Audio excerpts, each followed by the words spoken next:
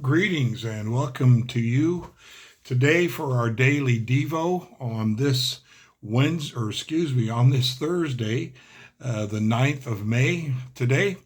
And I'm excited to start into this devotion. It's so different than what we've done before, and I like Charles Dickens, so we'll see how this rolls. Today's devotion is entitled Morning. Remember, there's going to be an excerpt from one of his writings and then some thoughts on that. And so we start off today with some words from the Pickwick Papers entitled Morning. The punctual servant of all work, the sun, has just risen and begun to strike a light on the morning of the 13th of May, 1827, or 1827 to us, when Mr. Samuel Pickwick burst like another sun from his slumbers, threw open his chamber window, and looked out upon the world beneath. Goswell Street was at his feet. Goswell Street was on his right hand as far as the eye could reach. Goswell Street extended on his left, and the opposite side of Goswell Street was over the way. Such, thought Mr. Pickwick, are the narrow views of those philosophers who, content with examining the things that lie before them, look not to truths which are hidden beyond. As well might I be content to gaze on Goswell Street forever, without one effort to penetrate to the hidden countries which on every side surround it. And having given vent to this beautiful reflection, Mr. Pickwick proceeded to put himself into his clothes and his clothes into his portmanteau, which I'm not sure what that is. Great men are seldom over scrupulous in the arrangement of their attire.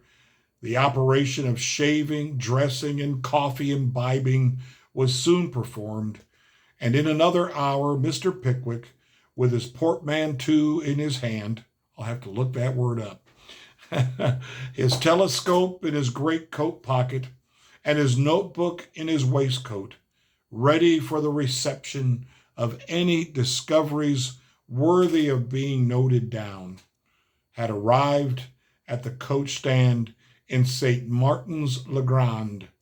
Cab, said Mr. Pickwick. You'll have to look up the word portmanteau if you want an explanation on it. Portmanteau. It sounds like maybe a briefcase. Here's the thoughts on this writing from Charles Dickens in the Pickwick Papers. Samuel Pickwick, a retired businessman, met the new day with enthusiasm. He saw it with the potential of discovery and maybe even adventure. If Pickwick and his friends from the Pickwick Club loved anything at all, it was searching for adventure. Every morning held the prospect of something new, something exciting. How should we meet each new day? Psalm 118:24 tells us, quote, "This is the day the Lord has made. We will rejoice and be glad in it." We should greet each day expecting God's kindness. Lamentations 3:22 and 23, through the Lord's mercies, we are not consumed, because his compassions fail not. They are new every morning. We should pray in the morning. But to you have I cried out, O Lord, and in the morning my prayer comes before you. Psalm 88:13. And we should view morning as a pleasant, sweet time. Ecclesiastes 11:7. Truly, the light is sweet, and it is pleasant for the eyes to behold the sun. Yes, I know we live in the Southern Tier here, and that can be a stranger for a few days at a time. When you arise in the morning, do not throw open the window. When you arise in the morning, do you throw open the window and look out on the world?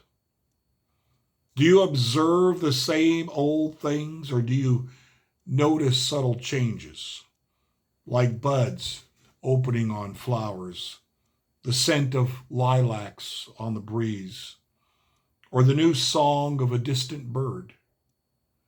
This is the day the Lord has made. Rejoice in his bountiful and beautiful gift.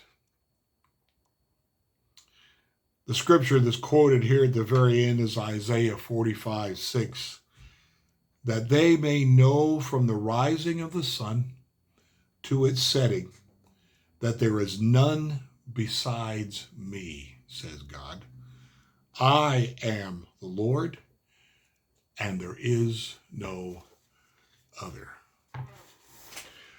Sorry, I stumbled over that a bit. The writing is a bit different, doesn't flow for me in some places, but I appreciate the verses. Psalm 118:24, Lamentations 3:22 and 23, Psalm 88:13, Ecclesiastes 11:7, and then closing with Isaiah 45:6. It does make a difference for us how we wake up. Does it not? I'm sure we've all learned that. Sometimes, as the old saying goes, we wake up on the wrong side of the bed. Something already has annoyed us, or maybe it was the way we slept or did sleep through the night, that the bad dream that we had. And so all those things crowd out the reality that this is a day the Lord has made. And he's promised to be with me in it. And he has a purpose for me. He's created good works for me to walk in. And I need to make sure my antenna is open and available. I do come down in the morning on garbage day. I take the garbage out and I pause and look up and down my street, thinking of my neighbors, praying for my neighbors, for open opportunities to speak with them. It is a much better way to live than looking out and complaining.